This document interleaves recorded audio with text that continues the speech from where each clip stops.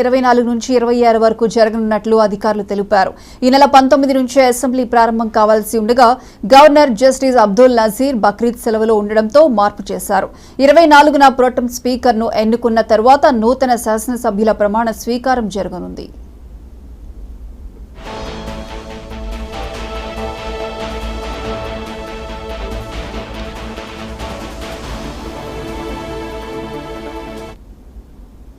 రాష్ట్ర శాసనసభ సమావేశాలు ఈ నెల 24 నుంచి 26 వరకు జరగనున్నట్లు అధికారులు తెలిపారు.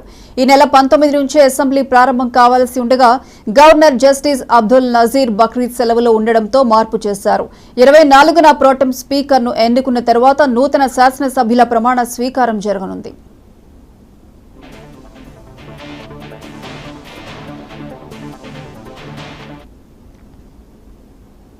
సచివాలయంలో మంత్రి పవన్ కళ్యాణ్ కు ఛాంబర్ కేటాయించారు. 2వ బ్లాక్ లో 212వ గదిని ఆయన కోసం రెడీ చేస్తున్నారు.